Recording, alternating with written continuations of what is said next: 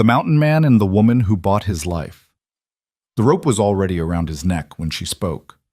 Evan Crow, mountain man, accused murderer, the devil himself according to whispers, knelt on the wooden platform under a sky too blue for dying. The crowd pressed close, hungry for the drop. But before the lever could fall, a voice cracked through the heat like thunder through stone. "I'll pay his debt." Every head turned. Clara Boone stood in the dust, flowers still on her thick arms, coins clutched in her shaking hand. The woman no one had ever heard speak above a whisper. The executioner's hand froze. The town held its breath, and the man with the noose looked down at the girl who had just bought a killer's life with her father's money. If you want to know whether mercy can survive in a town built on violence, stay with me until the end. Hit that like button and comment what city you're watching from. I want to see how far this story can travel. The platform creaked beneath Evan Crow's knees. Splinters bit through the worn denim, but he didn't shift, didn't beg. His wrists were bound behind him with rope that smelled of old blood and newer fear, and the noose around his throat scratched like a promise the town had been waiting 6 weeks to keep.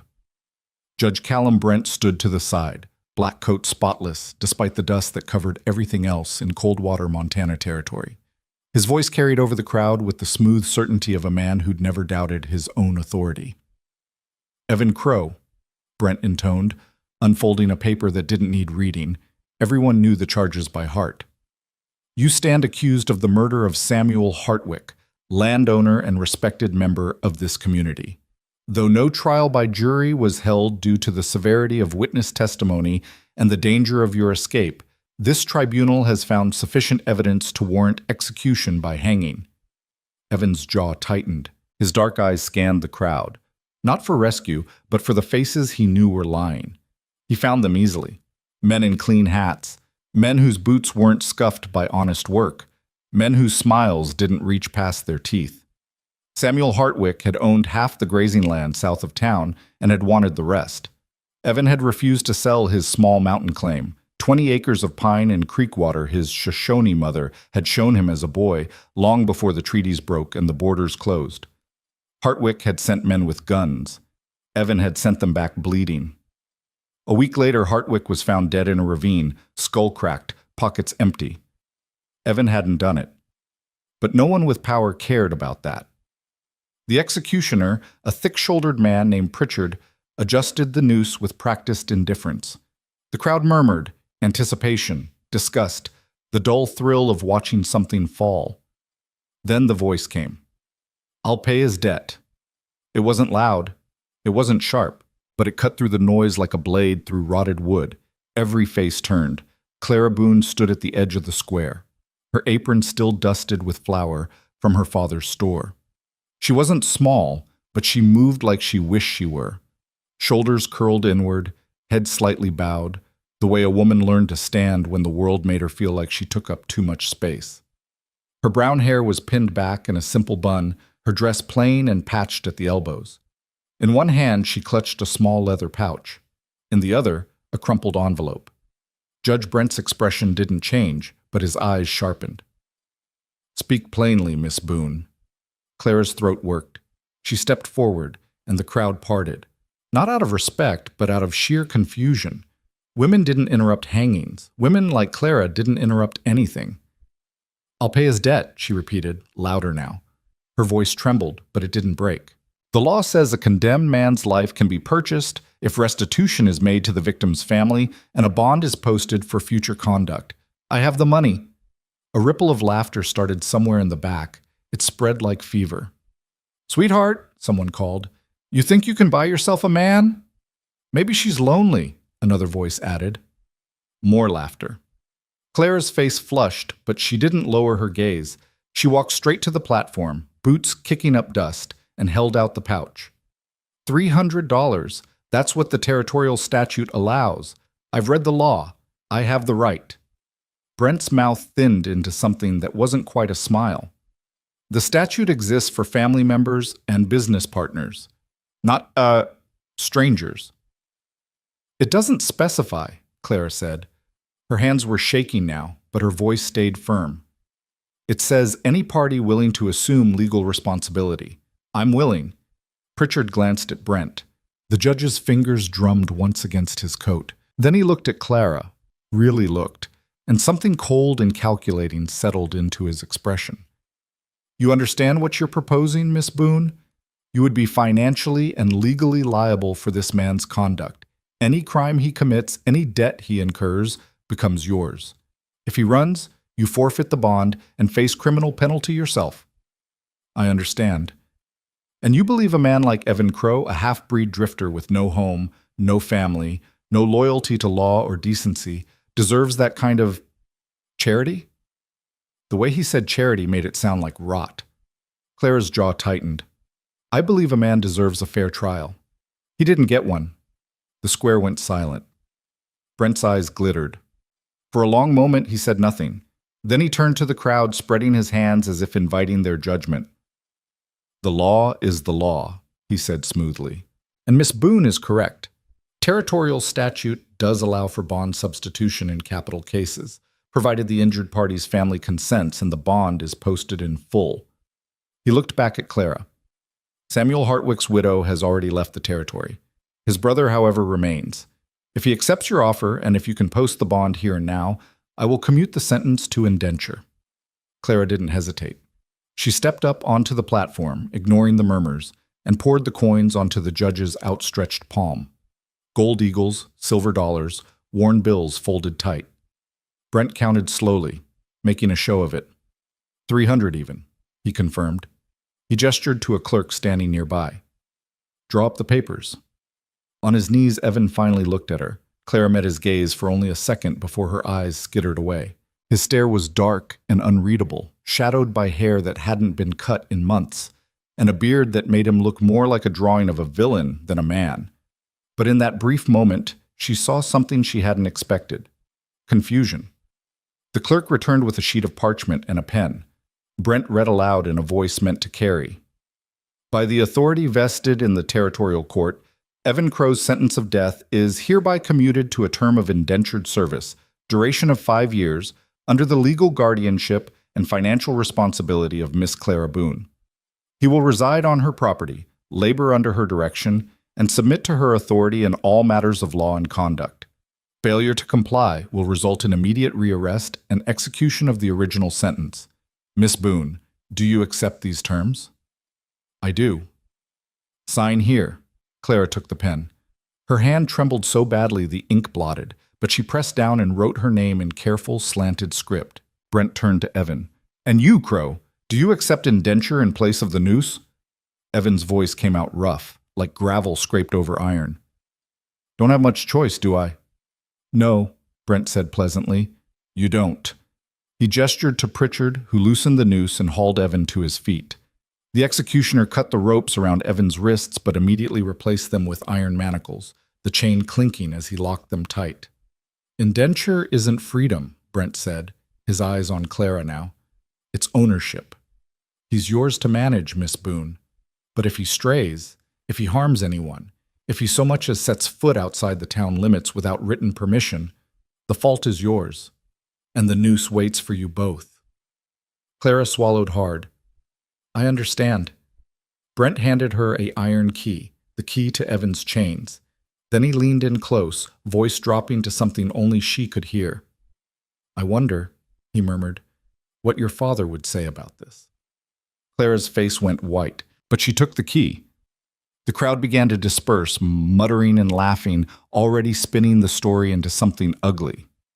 Pritchard shoved Evan forward, and he stumbled off the platform, chains rattling.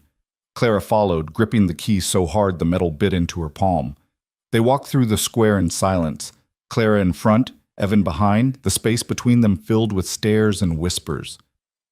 Fat girl bought herself a killer. Bet she's got plans for him. Poor bastard, traded the noose for a leash. Clara kept her eyes forward. She didn't cry, didn't flinch, just walked, step by step, toward the general store at the end of the street. The place she'd lived her whole life, the place she'd never been able to leave. The Boone Mercantile sat on the corner of Main and Ash, a 2-story building with faded paint and a crooked sign that hadn't been fixed since Clara's mother died. The lower floor sold dry goods, tools, fabric, and ammunition. The upper floor was living quarters, 3 small rooms and a kitchen that smelled like old wood and older loneliness. Clara pushed open the back door and stepped into the narrow storeroom. Shelves lined the walls, stacked with crates and barrels. Evan followed, ducking slightly under the low door frame, his chain scraping against the wood. She gestured to a stool in the corner. "Sit." He sat. Clara stood across from him, key still clenched in her fist, and for the first time since she'd spoken in the square, she seemed to run out of words. Evan watched her. His wrists ached where the manacles dug in, and his throat was raw from the rope. But he didn't speak, didn't ask why, didn't thank her. Finally, Clara exhaled and set the key on a nearby crate. "I'm going to unlock those," she said quietly, "but you need to understand something first." Evan's eyes flicked to the key, then back to her face. "I didn't do this because I think you're innocent," Clara continued. Her voice was steadier now, though her hands still shook. "I don't know if you killed Samuel Hartwick or not. Maybe you did. Maybe you didn't. But I know Judge Brent didn't care either way. I know he wanted you dead because you wouldn't sell your land, and I know he would have hanged you whether you were guilty or not." Evan's jaw worked, but he said nothing. "I didn't buy your life to save you," Clara said. "I bought it because I'm tired of watching this town decide who deserves to live and who doesn't based on who has money and who doesn't. I'm tired of being invisible while men like Brent do whatever they want."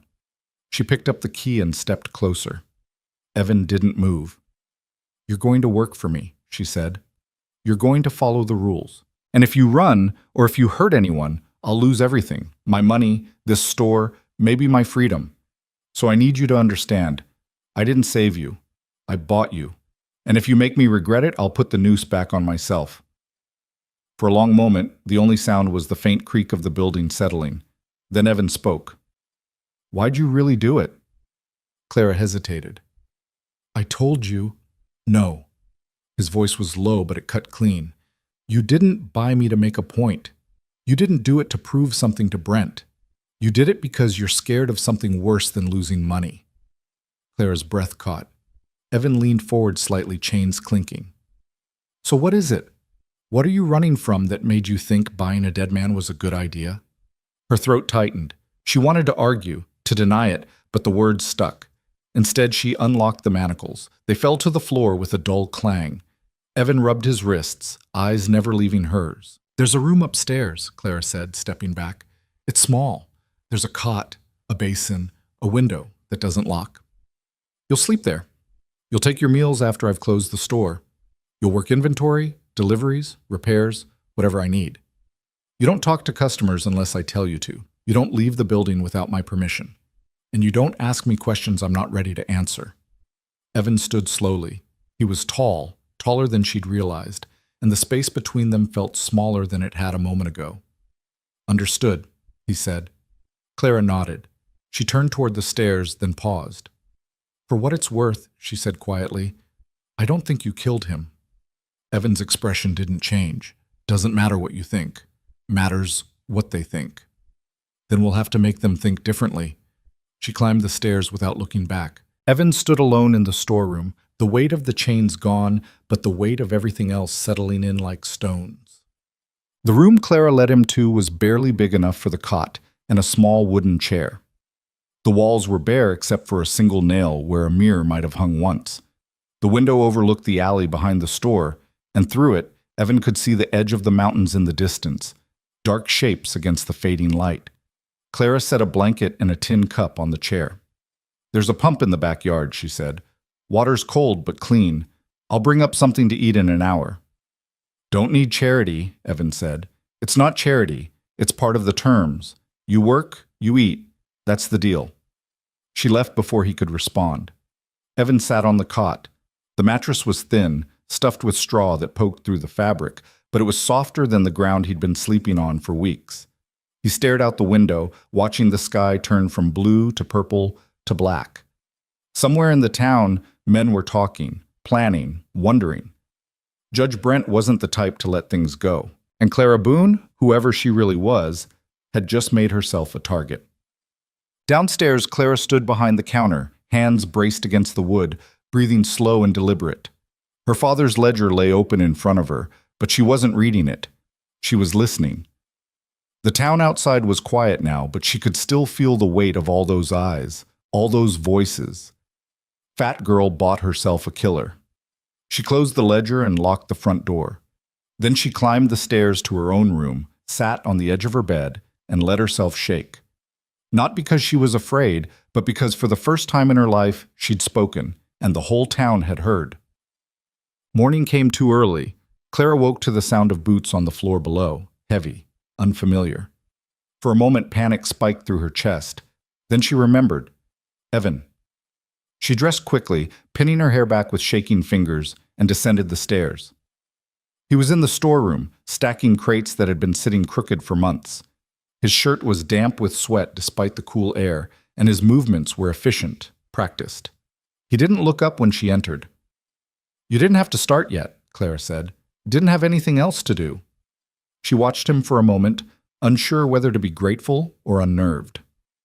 There's coffee on the stove, she said finally. Help yourself. Evan straightened, wiping his hands on his pants. You always this polite to your prisoners? You're not my prisoner. Aren't I? Clara's mouth thinned. You're my responsibility. There's a difference. Not to the people outside. He wasn't wrong. She moved past him toward the front of the store, unlocking the door and flipping the sign to open. Sunlight spilled across the floorboards, bright and unforgiving. The first customer arrived within minutes. Mrs. Halloran, a rail-thin woman with a sharp nose and sharper tongue, stepped inside and stopped dead when she saw Evan through the doorway to the storeroom. Clara, she said slowly, is that him? Yes. And he's working here? Yes. Mrs. Halloran's lips pursed. I see. She bought a spool of thread and left without another word. By noon, half the town had found a reason to stop by. They didn't all buy anything. Most just looked, stared, whispered. Evan stayed in the back, but Claire could feel the weight of his presence like a stone tied around her neck. Every glance, every muttered comment, every too long pause, it all pressed down. Then the door opened, and Judge Brent walked in. He moved with the same smooth confidence he'd had on the platform, hands clasped behind his back, eyes sweeping the store like he owned it. Miss Boone, he said pleasantly, I trust your new employee is settling in? Clara's hand stilled on the bolt of fabric she'd been measuring. He's working. That's what matters. Indeed. Brent stepped closer, leaning slightly against the counter. I wanted to make sure you understood the gravity of your decision. Indenture contracts are binding, Clara, legally and morally. If Crow steps out of line, I know the terms, Clara interrupted. Her voice was calm, but her knuckles were white where she gripped the fabric. I signed the paper. I'm not a fool. Brent's smile didn't waver. Of course not. But you are young and inexperienced, and I would hate to see you suffer consequences for a moment of misplaced compassion. Is there something you need, Judge? Or did you just come to remind me I made a mistake? For the first time, Brent's expression hardened. I came, he said softly, to remind you that mercy is a luxury, and luxuries have cost. He tipped his hat and left. Clara stood frozen, heart hammering until the door swung shut. From the storeroom, Evan's voice drifted out, low and flat. He's not going to let this go. Clara exhaled slowly. I know. Then why'd you do it? She turned, meeting his gaze through the doorway. Because someone had to. Evan studied her for a long moment. Then he went back to stacking crates, and Clara went back to measuring fabric. But the air between them had shifted, just slightly, just enough. The days that followed felt like walking through a town made of glass. Every step visible, every movement watched, every breath measured by eyes that wanted her to fail. Clara opened the store each morning at 7, and by 7:15 someone had always found a reason to peer through the window. She kept the curtains open deliberately, refusing to give them the satisfaction of thinking she had something to hide. Evan worked in the back most days, repairing shelves her father had left crooked, reorganizing stock that hadn't been touched in years, hauling barrels and crates that Clara couldn't lift alone. He moved through the space like smoke, present but silent, there but not quite real. They didn't talk much. Clara gave instructions in the morning. Evan followed them without question, and by evening they ate separately. Clara upstairs in the small kitchen, Evan at the workbench in the storeroom with whatever she left for him on a tin plate. It wasn't companionship. It wasn't even civility. It was survival, wrapped in routine and tied down with silence. But the town didn't see it that way. On the fourth day, a man named Carl Dempsey came in looking for nails and left without buying anything after seeing Evan carry a sack of flour from the back. He muttered something about not supporting that kind of arrangement loud enough for Clara to hear, and by afternoon, 3 other customers had done the same. By the end of the week, her sales had dropped by half. Clara wrote the numbers in her father's ledger with hands that didn't shake anymore. She'd spent the shaking. Now there was only the arithmetic of loss. Her father had built this store over 20 years, brick by brick, customer by customer. It had survived droughts and harsh winters, rowdy miners, and economic panic. But Clayton Boone had died 6 months ago, and the store he left behind was already fragile. Clara had kept it alive through sheer stubbornness, working dawn to dusk, stretching credit she couldn't afford to give, smiling at people who looked through her like she was furniture. Now those same people were walking past her door. She closed the ledger and pressed her palms flat against the counter, staring at the grain of the wood until the numbers stopped swimming in her head. Behind her, the storeroom door creaked. Evan stepped into the doorway, a hammer in one hand. "Need more nails if you want that back shelf fixed." Clara didn't turn around. "We're out. I can go to the smithy, pick some up." "No." Evan set the hammer down on a nearby crate. "You can't keep me locked up in here forever." "I'm not locking you up, I'm keeping you alive." "Same thing." Clara finally looked at him. His hair was tied back now, and he'd trimmed his beard with a knife she'd given him after the 3rd day. He still looked rough, too rough for a town that valued appearances, but he didn't look like the man they'd tried to hang. He looked tired. He looked real. "If you step outside without me," Clara said carefully, "someone will find a reason to say you broke the terms. Judge Brent is waiting for it. So is half this town." "And the other half?" "The other half doesn't care either way." Evan leaned against the door frame, arms crossed. "You can't run a store if no one's buying." "I'll manage." "You're losing money every day I'm here." "I know." "Then why keep doing it?" Clara's jaw tightened. "Because I gave my word." "Your word doesn't pay bills." "Maybe not, but it's all I have left that's mine." The words came out sharper than she intended, and for a moment the air between them went taut. Evan's expression didn't change, but something in his eyes shifted, something that looked almost like recognition. He picked up the hammer again. "I'll fix what I can without the nails." Clara nodded, and he disappeared back into the storeroom. She stood alone in the empty store, sunlight slanting through the windows, dust motes drifting in the stillness. Outside, boots scuffed against the boardwalk. Voices rose and fell. Life continued. But inside, everything had gone quiet. That night, Clara sat at the small desk in her room, a single candle burning low, and wrote a letter she had no intention of sending. It was addressed to her father, not the man who died in his sleep with debts he'd never mentioned, but the man she remembered from childhood, the one who used to let her stand on a stool behind the counter and count coins into his big, rough hands. She wrote about the store, about the customers who'd stopped coming, about the weight of choice and the cost of stubbornness. She wrote about Evan, about the way he worked without complaint and ate without comment and asked questions she didn't know how to answer. She wrote until the candle guttered and her hand cramped, and then she folded the letter into quarters and tucked it into the drawer where she kept all the others. Dozens of them, years' worth, words she'd never spoken aloud. When she finally lay down, sleep came slowly, and it brought dreams of ropes and crowds and a voice that sounded like her own but braver. The next morning, everything changed. Clara was sweeping the front steps when she saw them coming, 3 men on horseback, riding slow and deliberate down Main Street. She recognized 2 of them, Frank Aldridge, who worked for the land office, and Tom Ferris, one of Judge Brent's hired hands.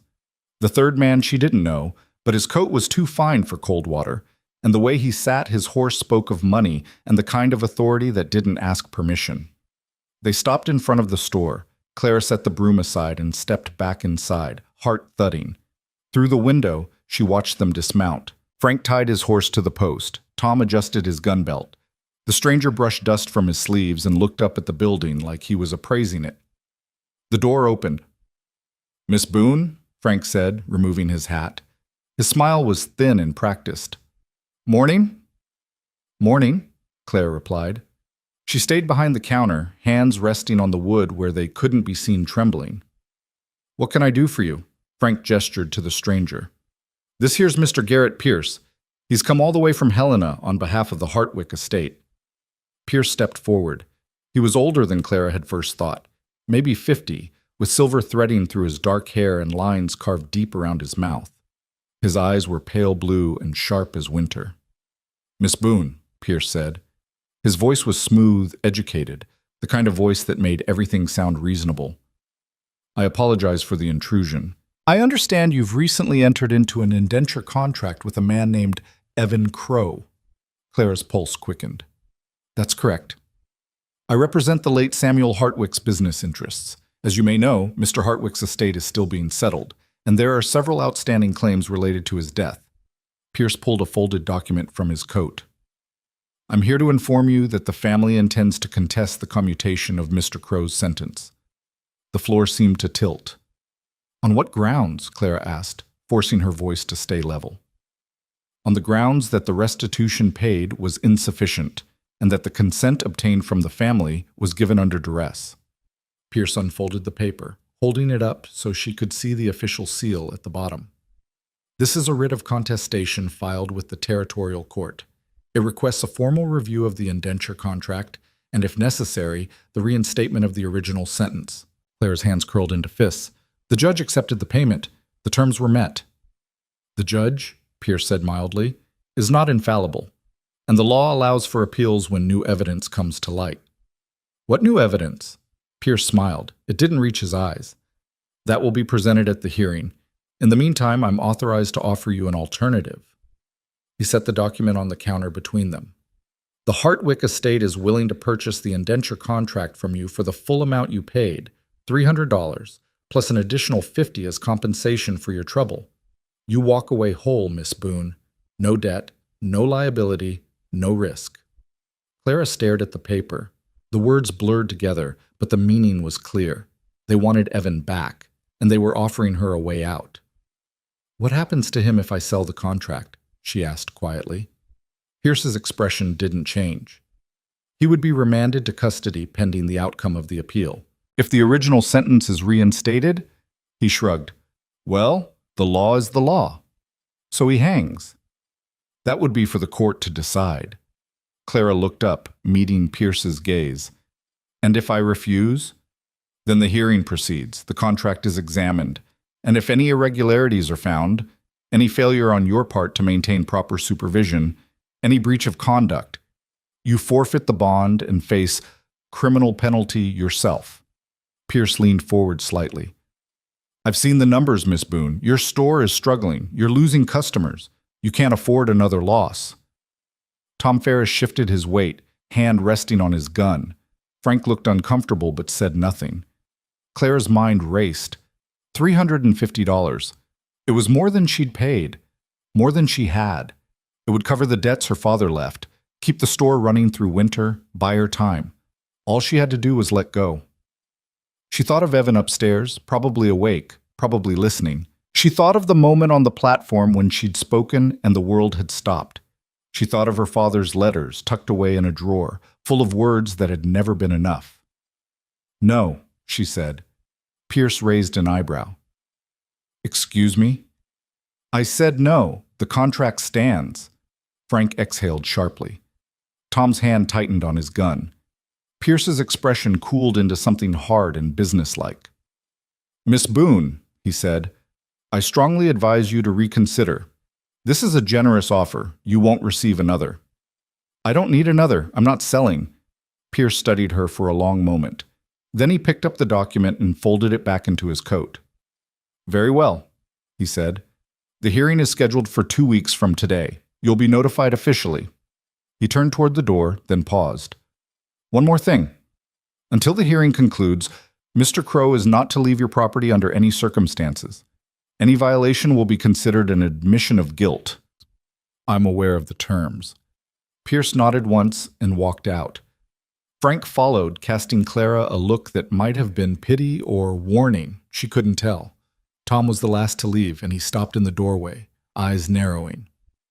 "You made a mistake," he said quietly. Clara met his gaze without flinching. "Wouldn't be the first time." Tom snorted and stepped outside. The door swung shut.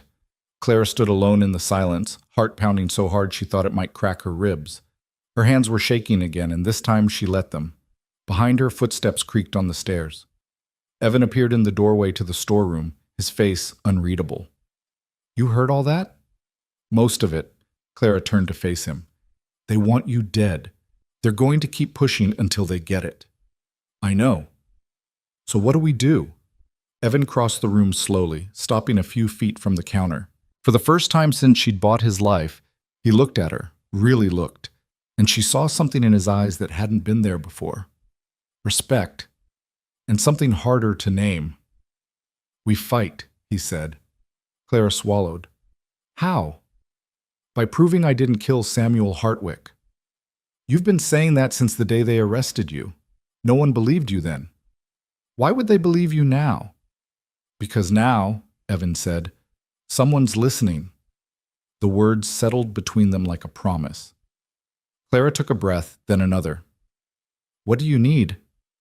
"Access to the land office, Hartwick's property records, witness statements from the men who found his body." Evan's jaw tightened. "And time." "We have 2 weeks." "Then we start now." Clara nodded. She moved around the counter, locking the front door and flipping the sign to closed. When she turned back, Evan was watching her with that same unreadable expression. "Why are you doing this?" he asked. Clara paused. It was the same question he'd asked before, but this time she had an answer. "Because I'm tired of being afraid," she said simply. "And because you were right. I didn't buy you to save you. I bought you to save myself." Evan's eyes narrowed slightly. "From what?" Clara hesitated. Then, for the first time, she told the truth. "From disappearing." The store was dim now, shutters closed, the only light coming from the narrow gaps around the edges. It felt smaller somehow, like the walls had drawn in. "I've lived in this building my whole life," Clara said quietly. "I've worked this counter since I was tall enough to see over it. My father built this place with his hands, and when he died, everyone expected me to sell, to take whatever money I could get and leave. Find a husband, start over somewhere new, stop pretending I could do what he did." She looked down at her hands, rough and calloused from years of lifting, stacking, hauling. "But I didn't want to leave. I didn't want to be the girl who gave up. So I stayed. And every day since, I've watched people walk past this store like I'm not here. Like I'm already gone." Evan said nothing, but he didn't look away. "When they put you on that platform," Clara continued, "I saw the same thing. A man everyone had already decided didn't matter, and I thought, if I let them do it, if I just stood there and watched, then I'm no different than everyone who's ever looked through me." She met his gaze. "So I spoke. And for the first time in my life, people heard me." The silence stretched. Then Evan spoke, his voice low and rough. "You think that makes us the same?" "No," Clara said. "But I think it means we both have something to lose if we stop fighting now." Evan studied her for a long moment. Then he nodded once, sharp and final. "All right," he said. "Then let's fight." They worked through the afternoon, Clara pulling out every scrap of paper her father had kept, old receipts, land surveys, letters from suppliers. Evan searched for anything connected to Samuel Hartwick, any record of transactions or disputes. The store stayed closed, and outside, the town moved on without them. By evening, they'd found 3 things. First, a receipt from 2 years prior showing that Clayton Boone had sold lumber to Samuel Hartwick for a fencing project on the southern grazing land, the same land Evan had refused to sell. Second, a letter from the Territorial Land Office dated 6 months before Hartwick's death, denying his petition to claim Evan's property under eminent domain. Third, a newspaper clipping, yellowed and brittle, reporting Hartwick's death. The article was brief. Body found in a ravine, skull fractured, no witnesses. But at the bottom, in faint pencil, someone had written a single word. Staged. Clara held the clipping up to the lamplight, squinting at the handwriting. It wasn't her father's. It was too precise, too controlled. Someone thought it was staged, she murmured. But who? Evan leaned over her shoulder, close enough that she could smell leather and dust and something sharper, wood smoke maybe, or sweat. Could be the reporter. Could be whoever found the body. Tom Ferris found the body, Clara said. He's the one who testified at the tribunal. Tom works for Judge Brent. Exactly. Their eyes met. We need to talk to the reporter, Evan said. Clara nodded. I know who it is, Jacob Merrill. He runs the printing press on the east side of town. Will he talk to you? He used to buy ink from my father. He might. Then we go tomorrow. Clara set the clipping down carefully. If we're seen together outside the store, it'll give them exactly what they want. An excuse. Then we go separately. And if someone asks where you are? Evan's mouth curved into something that wasn't quite a smile. Tell them I'm where I'm supposed to be. Working. Clara hesitated, then nodded. All right, but we have to be careful. Careful doesn't win fights. Maybe not, but reckless gets us both killed. Evan didn't argue. They ate dinner in the storeroom that night, sitting across from each other at the workbench with plates of cornbread and beans that Clara had made without thinking. It wasn't much, but it was warm, and for the first time since she'd bought him, the silence between them didn't feel heavy. Can I ask you something? Clara said, breaking off a piece of cornbread. Evan glanced up. Depends on the question. Why didn't you run? Before the trial, before they arrested you, you could have disappeared into the mountains. No one would have found you. Evan chewed slowly, considering. Because running looks like guilt. And I'm not guilty. But staying got you a noose. Better a noose than a lie. Clara frowned. That doesn't make sense. Doesn't have to. Evan set his fork down. My mother used to say that a man who runs from the truth runs from himself. And a man who runs from himself has nowhere left to go. Clara absorbed that. Your mother was Shoshone? Yeah. What happened to her? Evan's expression closed off, walls slamming back into place. She died long time ago. Clara didn't push. She recognized the shape of grief. It looked the same on everyone, no matter how hard they tried to hide it. I'm sorry, she said quietly. Evan nodded once and went back to eating. They finished in silence, and when the plates were empty, Clara collected them and carried them upstairs. Evan stayed in the storeroom, staring at the clipping, the receipt, the letter, pieces of a puzzle that didn't fit yet. But they would. They had to. Upstairs, Clara washed the dishes in the basin, hands moving through the motions while her mind churned. 2 weeks, 14 days to prove a dead man's innocence and keep herself from losing everything. She dried her hands and sat at the desk, pulling out a fresh sheet of paper. This time she didn't write to her father. She wrote to herself.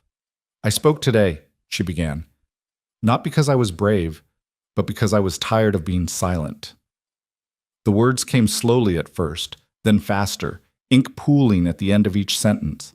She wrote about the men on horseback, about Pierce's offer, about the choice she'd made and the fear that still sat like a stone in her chest.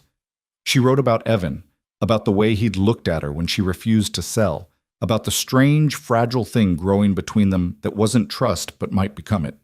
She wrote until the candle burned low and her hand ached. Then she folded the letter, tucked it into the drawer with the others, and blew out the flame. In the darkness, she could hear the wind moving through the alley, rattling the loose boards on the back fence. Somewhere farther off, a dog barked.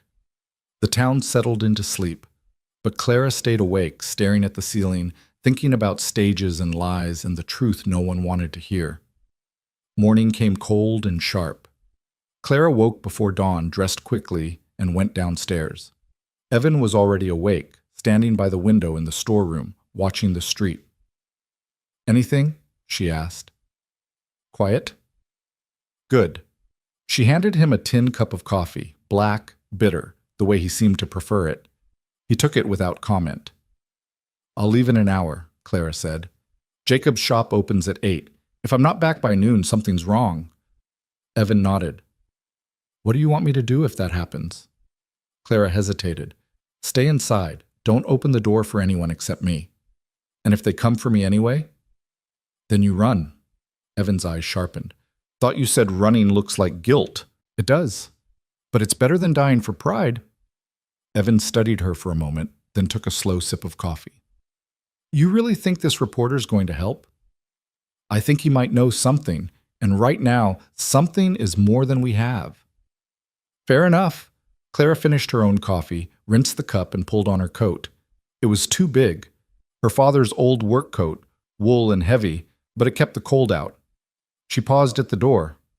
Evan? He looked up. Thank you, she said, for not running, for fighting. Evan's expression softened just slightly.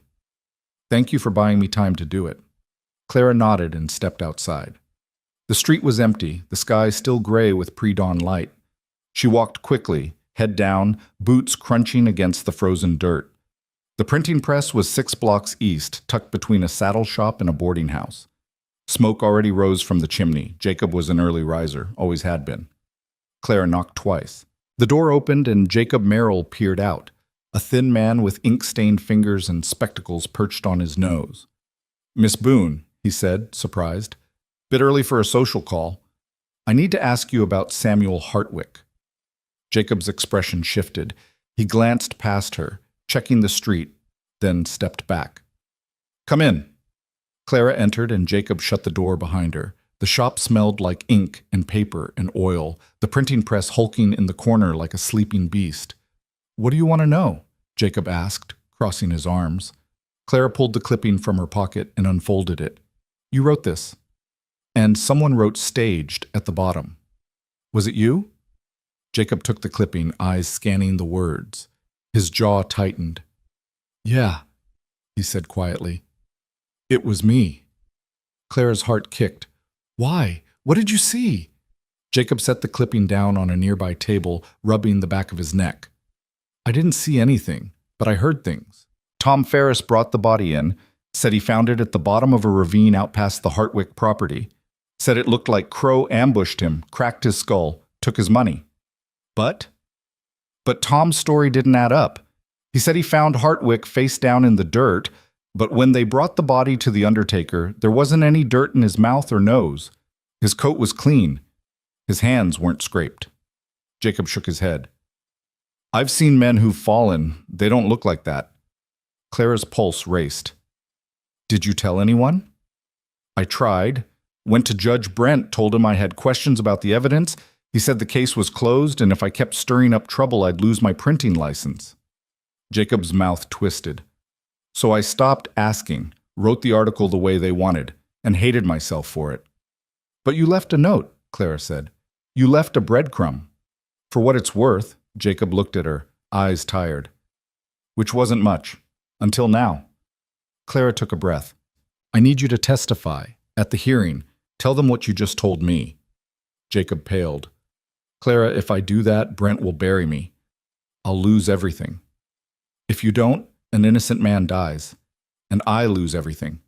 Jacob stared at her, conflict written across his face. Finally, he exhaled and nodded. All right, he said. I'll do it. But you better make damn sure it counts. Clara felt something loosen in her chest. Thank you. Jacob handed the clipping back. Be careful, Clara. Brent doesn't play fair, and he doesn't lose. Neither do I, Clara said. She left the shop as the sun broke over the horizon, light spilling gold across the rooftops. When she returned to the store, Evan was waiting. Well? He asked. Clara smiled, small, fierce, real. We have a witness. Evan's face didn't change, but something in his shoulders eased. Jacob Merrill? He'll testify. He saw inconsistencies in the body. In Tom Ferris's story, he knows it was staged. Clara pulled off her father's coat and hung it by the door, her hands steadier than they'd been in days. It's not enough to prove who killed Hartwick, but it's enough to prove you didn't. It's a start, Evan said. He was standing by the counter now, arms crossed, eyes sharp with thought. But Brent's not going to let Jacob talk without a fight. He'll discredit him, threaten him, maybe worse. I know, that's why we need more. Clara moved past him into the storeroom, pulling out the documents they'd gathered the night before. We need to find out who actually killed Hartwick, because if we can prove that, we don't just save you, we destroy Brent's entire case. Evan followed her, leaning against the doorframe. You think Brent killed him? I think Brent wanted him dead. Whether he pulled the trigger himself or paid someone else to do it doesn't matter. He had motive. Hartwick's land, his holdings, everything. With Hartwick gone and you blamed for it, Brent gets control of the estate through legal channels. Clara spread the papers across the workbench. We need to trace the money. Find out who benefits from Hartwick's death. That's land office records, probate filings, court documents. Evan's jaw tightened. All controlled by Brent. Not all of it. Clara tapped the letter from the territorial office. This came from Helena. That means there's a record there, outside Brent's reach. If we can get a copy of the original land dispute, we can show that Hartwick was trying to take your property illegally and that Brent was helping him. How do we get it? Clara looked up at him. We write to Helena, request the documents directly. That'll take weeks. We have 2. Evan shook his head. Even if it arrives in time, it's just proof of motive. It doesn't prove murder. No, Claire admitted, but it gives us leverage, and it makes Brent sweat. They spent the rest of the morning drafting the letter, Clara writing, Evan dictating, both of them crossing out lines and starting over until the words felt right. By noon, they had something that looked official enough, requesting all correspondence and filings related to the land dispute between Samuel Hartwick and Evan Crow, citing Clara's legal standing as Evan's guardian under the indenture contract. Clara folded it carefully, sealed it with wax, and addressed it to the Territorial Land Office in Helena. I'll take this to the post office this afternoon. Alone? I have to. If you're seen, I know. Evan's frustration bled through, quiet but sharp. Doesn't mean I like it. Clara softened. Neither do I. But we're close, Evan. Closer than anyone's gotten to the truth in months. We just have to be smart. He nodded, but the tension stayed in his frame. Clara grabbed her coat again and tucked the letter into her pocket. The post office was only 3 blocks south. A small building with a faded sign and a postmaster who'd known her father. She walked quickly, keeping her eyes forward, ignoring the stares that followed her. Inside, Mr. Calloway stood behind the counter, sorting mail into wooden cubbies. He looked up when the bell chimed and his expression shifted, polite but wary. Miss Boone, he said, what can I do for you? Clara handed him the letter. I need this sent to Helena, express if possible. Calloway took it, glancing at the address. His eyebrows rose slightly. Territorial Land Office? Yes. This about the Crow situation? Clara met his gaze evenly. It's about the truth. Calloway studied her for a long moment, then nodded and stamped the letter. Express costs extra. I'll pay it. She counted out the coins and Calloway placed the letter in the outgoing bin. Should arrive in 4 days, maybe 5 if the weather holds. Thank you. Clara turned to leave, but Calloway's voice stopped her. Miss Boone? She looked back. Your father was a good man, Calloway said quietly. Honest, fair. He wouldn't have stood for what's happening in this town. He paused. I think he'd be proud of you. Clara's throat tightened. She nodded once and left before the tears could come. The walk back felt longer, the cold biting through her coat. By the time she reached the store, her face was numb and her hands ached. She pushed through the door and found Evan at the counter, a piece of paper in his hands. He looked up and his expression made her stomach drop. What is it? She asked. Evan handed her the paper without a word. It was a notice printed on official court letterhead, stamped with Judge Brent's seal. Clara's eyes skimmed the words and her blood went cold. Notice of expedited hearing. By order of the Territorial Court, the review of the indenture contract between Clara Boone and Evan Crow is hereby moved to 3 days hence, February 8th, 1876, at 10 o'clock in the morning. Failure to appear will result in immediate forfeiture and reinstatement of original sentencing. 3 days. Not 2 weeks. 3 days. When did this come? Clara's voice shook. An hour ago. A kid brought it, said he was told to deliver it directly. Clara sank onto the stool behind the counter, the paper crumpling in her fist. He's moving it up. He knows we're digging. He's trying to cut us off. It's working, Evan said flatly. We won't have the land records in time. We won't have anything except Jacob's word, and Brent will tear him apart. Claire's mind raced, panic clawing at the edges. 3 days. 72 hours to build a case that could stand against a judge who controlled the courtroom, the witnesses, the law itself. We need more than Jacob, she said, voice steadying as the panic hardened into resolve. We need someone else who was there. Someone who saw what happened. Tom Ferris won't talk. He's Brent's man. Then we find someone who isn't. Evan frowned. Who? Clara thought back to the article, to Jacob's words. Tom brought the body in, but someone else had been there when Hartwick was found. Someone had to have helped move the body, prepare it, handle the evidence. The undertaker, Clara said suddenly. Silas Green. He would have examined the body before burial. And he'll have records, Evan added, catching on. Notes about the injuries, the condition of the body. If those records contradict Tom's story, then we have proof of tampering. They looked at each other, and for the first time since the notice arrived, hope flickered. I'll go tonight, Clara said. After dark. Silas lives above his shop. If I can get him to talk, you can't go alone. I have to. If you're seen, Clara, Evan's voice cut through, firm but not harsh. If Brent knows you're poking around, he'll have people watching. You go alone, you'll be followed. Or worse. He stepped closer, his presence solid and grounding. I'll go with you. We stay in the shadows, move fast, and if anyone sees us, we split up. Clara wanted to argue, but the logic was sound. And truthfully, she didn't want to face Silas Green alone. The undertaker was a strange man, quiet and unsettling, the kind who spent too much time with the dead and too little with the living. All right, she said. We go together, but we wait until after midnight. The streets will be empty. Evan nodded. What do we do until then? Clara looked around the store, the shelves half empty, the counter worn smooth by years of hands, the walls that had held her whole life. We prepare. If this goes wrong, if we're caught, we need to have everything documented. Copies of the letters, Jacob's statement, the articles, everything that proves we tried to find the truth. You think it'll matter? It has to. They worked through the afternoon in tense silence, Clara copying documents by hand while Evan reinforced the locks on the doors and checked the windows. The store stayed closed, and outside the town moved on, unaware, uncaring, a machine grinding forward while two people inside tried desperately to stop it. Evening came, and with it, a knock at the door. Clara and Evan both froze. The knock came again, sharper this time. Clara moved to the window and peered through the gap in the curtain. A woman stood on the step, middle-aged, plain dress, a shawl wrapped tight against the cold. Clara didn't recognize her.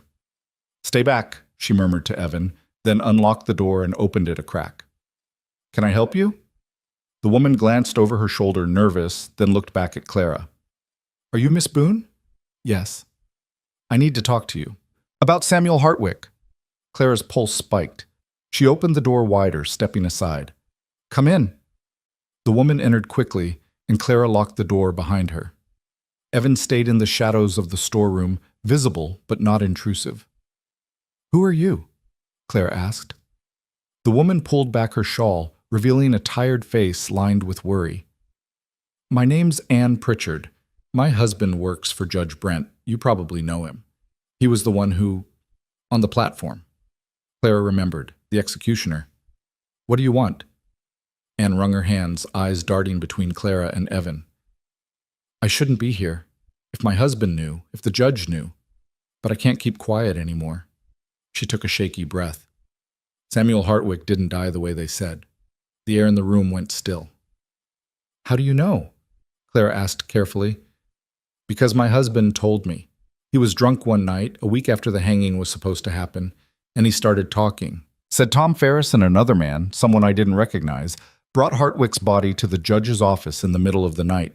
Said Hartwick had been dead for hours, maybe longer, and that the judge paid them to move him to the ravine and make it look like a robbery. Anne's voice cracked. He said they cracked Hartwick's skull after he was already dead, made it look like a blow from behind. Clara's stomach turned. Why are you telling me this now? Anne's eyes filled with tears. Because I have a son. He's 12. And when I look at him, I think about what kind of world he's growing up in.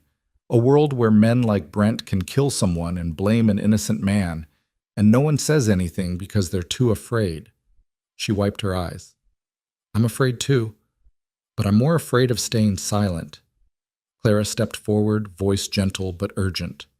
Will you testify at the hearing? Anne hesitated, fear and resolve warring on her face. Then she nodded. Yes, I'll testify. Your husband will lose his job. Maybe worse. I know. Anne's jaw set, but it's the right thing to do. Clara reached out and gripped the woman's hand. Thank you. Anne squeezed back, then pulled away.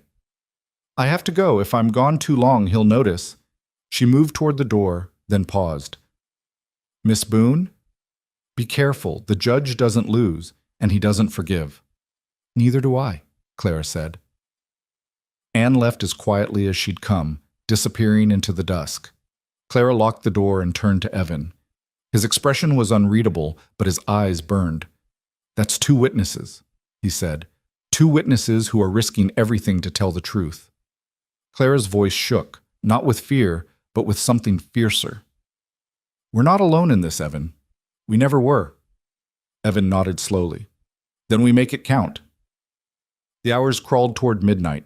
Clara tried to eat but couldn't stomach more than a few bites. Evan sharpened a knife he kept tucked in his boot. Not for violence, Clara understood, but for the comfort of having something solid in his hand. They didn't talk much. There wasn't much left to say. When the clock struck 12, they moved. Clara pulled on her father's coat and wrapped a dark scarf around her hair. Evan wore a wool shirt and kept his face shadowed by the brim of an old hat Clara had found in the back. They slipped out the rear door, into the alley, and moved through the darkness like ghosts. Cold Water was silent. A few lamps burned in windows, but most of the town slept. The undertaker's shop sat at the edge of the residential quarter, a narrow building with a sign that read, Green & Sons in faded letters. No light showed in the windows. Clara and Evan approached from the side, keeping to the shadows. Clara knocked softly on the door. 3 taps, a pause, 3 more. Nothing. She knocked again. This time, a light flickered upstairs. Footsteps creaked on the floorboards, slow and deliberate. The door opened a crack and Silas Green peered out, a gaunt man with hollow eyes and a mouth that seemed permanently downturned. We're closed, he said. Mr. Green, I need to talk to you about Samuel Hartwick. Silas's eyes narrowed. Middle of the night's a strange time for that conversation. It's the only time we have. Clara pushed urgency into her voice. Please. It's important. Silas looked past her to Evan, recognition flickering. You're the one they tried to hang. I'm the one they blamed, Evan corrected. Silas studied them both, then sighed and opened the door. 5 minutes. That's all you get. They followed him inside. The shop smelled of formaldehyde and something sweeter, flowers maybe, or incense meant to cover decay. Silas led them to a back room lined with cabinets and a metal table in the center. He lit a lamp and the shadows sharpened. What do you want to know? Silas asked. You prepared Samuel Hartwick's body for burial, Clara said. What did you find? Silas's expression didn't change. Fracture to the skull, blunt force trauma, consistent with a fall or a blow from behind. But, Silas paused. But the wound didn't bleed the way it should have. When a man's heart is still beating, a head wound bleeds heavy. Hartwick's didn't. It was dry, like the blood had already settled before the injury occurred. Clara's breath caught. You're saying he was already dead when his skull was cracked. I'm saying it's possible. Did you tell anyone? Silas's mouth thinned. I told Judge Brent. He said I must have been mistaken, said the cold could have affected the blood flow, that I was seeing things that weren't there. He looked at Clara with something like regret. I didn't push. I should have, but I didn't. We need you to testify, Clara said. At the hearing, tell them what you just told me. Silas shook his head. I can't. Brent controls the death certificates, the burial permits, everything I need to keep this business running. If I go against him, I'm finished. If you don't, Evan said, voice low and hard, an innocent man dies, and you'll have to live with that. Silas flinched. The silence stretched, thick and suffocating. Finally, Silas exhaled and nodded. All right, I'll testify. But I want it on record that I'm doing this under duress. You're doing it because it's right, Clara said. Silas didn't argue. They left the same way they'd come, slipping back into the night. The walk back felt shorter, adrenaline still buzzing under Clara's skin. They reached the store without incident and locked themselves inside. Clara leaned against the door, breathing hard. 3 witnesses. Jacob, Anne, Silas. That's enough to create reasonable doubt. It's enough to make Brent nervous, Evan said, but nervous men are dangerous. Then we'll be ready. They stood in the dim storeroom, the weight of the coming days pressing down like stones. Clara looked at Evan, really looked, and saw the exhaustion carved into his face, the tension in his shoulders, the way he carried himself like a man who'd been running for too long. "Why didn't you just tell them the truth?" she asked quietly. "When they arrested you, why didn't you fight harder?" Evan's jaw tightened. "I did fight. I told them I didn't do it. I told them Hartwick was alive when I left him, but no one wanted to hear it. They wanted someone to blame, and I was convenient." He looked away. "After a while, you stop fighting because you realize it doesn't matter. The truth doesn't matter. Only power does." "You're wrong," Clara said. "The truth always matters. It just takes longer to win." Evan looked back at her, something shifting in his eyes. "You really believe that?" "I have to," Clara said, "because if I don't, then none of this means anything." Evan held her gaze for a long moment. Then he nodded. "All right, then let's make sure it means something." The next 2 days passed in a blur of preparation. Clara drafted questions for the witnesses, rehearsed her opening statement, and compiled every scrap of evidence they had into a single leather folder. Evan kept watch, tracking the movements of Brent's men, noting who came and went from the courthouse. They slept in shifts, ate when they remembered, and spoke only when necessary. On the morning of the hearing, Clara woke before dawn. She dressed carefully. Her best dress, simple but clean, her hair pinned back severe and neat. She looked at herself in the small mirror and barely recognized the woman staring back. She looked older, harder, like someone who'd learned to fight. Downstairs, Evan was already awake, standing by the window with his arms crossed. He'd trimmed his beard again, combed his hair back, and wore the cleanest shirt Clara had been able to find. He looked almost respectable. Almost. "Ready?" he asked. Clara picked up the folder. "No, but we're out of time." They left the store together, walking side by side through the empty streets. The courthouse loomed ahead, a 2-story stone building with narrow windows and a bell tower that hadn't rung in years. People were already gathering on the steps, drawn by curiosity or cruelty or both. Clara spotted Jacob near the door, looking pale but resolute. Anne Pritchard stood off to the side, clutching her shawl, her husband nowhere in sight.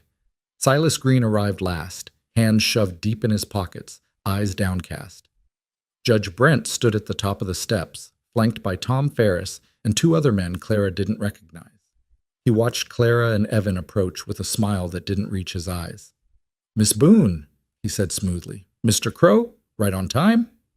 Clara didn't respond. She climbed the steps, Evan at her side, and pushed through the courthouse doors. The courtroom was small, wooden benches packed tight, a single raised platform where Brent would preside. There was no jury. Territorial law allowed judges to rule on contract disputes without one. It would be Brent's word against theirs. Clara took her seat at the defendant's table, Evan beside her. The room filled quickly, voices rising and falling like a tide. Then Brent entered, black robe billowing, and the room fell silent. He took his place behind the bench, gavelled once, and smiled. "This hearing is now in session," he said. "Let's begin." Garrett Pierce stood first, presenting the Hartwick estate's case with smooth efficiency. He argued that Clara had coerced the original agreement, that Evan was a danger to the community, that the indenture contract was invalid on procedural grounds. He spoke for 20 minutes, and every word was a nail in the coffin. When he finished, Brent turned to Clara. "Miss Boone, do you have anything to say in your defense?" Clara stood. Her hands were shaking, but her voice was steady. "Yes, Your Honor, I do." She opened the folder and pulled out the first document, the land office letter. Samuel Hartwick tried to take Evan Crow's property through eminent domain. The territorial office denied his petition. That gave him motive to see Mr. Crow eliminated. Brent's expression didn't change. Motive is not evidence, Miss Boone. Then let's talk about evidence. Clara pulled out the newspaper clipping. This article describes Hartwick's death as a robbery gone wrong, but the reporter who wrote it had doubts. Jacob Merrill is here to testify. Jacob stood, cleared his throat, and recounted what he told Clara, the inconsistencies, the clean body, the lack of dirt. Pierce tried to object, but Brent allowed it, watching with cold interest. Next, Ann Pritchard testified. Her voice shook, but she didn't falter. She told the court what her husband had confessed, that Hartwick had been moved, that the wound was inflicted post-mortem, that Brent had paid for the cover-up. The courtroom erupted. Brent gavelled for silence, his face hard. Finally, Silas Green took the stand. He described the wound, the lack of bleeding, the signs that pointed to death before injury. Pierce attacked his credibility, but Silas held firm. When the last witness finished, Clara stood again. Your Honor, she said, the evidence shows that Samuel Hartwick was not killed by Evan Crow. He was killed by someone else, and the crime was staged to frame an innocent man. This indenture contract is the only thing standing between Mr. Crow and an unjust execution. I ask that you uphold it. Brent leaned back, fingers steepled. Interesting testimony, Miss Boone, but testimony is not proof. And even if I were to believe your witnesses, which I do not, you have not provided sufficient evidence to overturn the original ruling. Clara's heart sank. Then Evan stood. Your Honor, he said, voice carrying through the room. May I speak? Brent's eyes narrowed. You have no legal standing here, Mr. Crow. I'm not asking for standing. I'm asking for the truth. Brent hesitated, then he gestured. Proceed. Evan stepped forward, facing the room. Samuel Hartwick came to my land 3 times before he died. Each time, he offered to buy it. Each time, I refused. The 3rd time, he brought men with guns. I ran them off. Hartwick swore he'd see me hanged. Evan's voice hardened. A week later, he was dead, but not by my hand. I was 20 miles north when he died, trapping beaver with a Crow trader named William Redstone. He'll testify to that if you ask him. The room went silent. Brent's face darkened. Convenient. An alibi that can't be verified. It can be verified, Evan said. Redstone's camped outside town right now. I sent word 2 days ago. He'll be here within the hour. Brent's composure cracked, just for a second, but Clara saw it. This hearing is adjourned, Brent said sharply. We will reconvene when... The courthouse doors slammed open. A man strode in, tall, broad-shouldered, with long black hair and a face carved from stone. He wore buckskins and moccasins, and his presence commanded the room instantly. William Redstone, Evan said quietly. Redstone walked straight to the bench, ignoring the stairs. I'm here to speak for Evan Crow. Brent's hand tightened on the gavel. This is highly irregular. So is hanging an innocent man, Redstone said flatly. The room exploded into noise. Brent gavelled furiously, but the damage was done. Clara looked at Evan, and he looked back. They'd done it. They'd cracked the lie wide open, and now the whole town could see. Brent's knuckles went white around the gavel, but he forced his voice into something resembling control. Mr. Redstone, this is a legal proceeding. You cannot simply walk in and... I can testify, Redstone interrupted, his voice cutting through the noise like an axe through dry wood. That's what this is, isn't it? A hearing to determine facts? I have facts. The crowd murmured, a low rumble of confusion and fascination. Clara watched Brent's face, saw the calculation happening behind his eyes. He couldn't refuse a witness without revealing his hand, but allowing Redstone to speak meant losing control of the narrative. Brent set the gavel down with deliberate care. Very well. Mr. Redstone, approach the bench.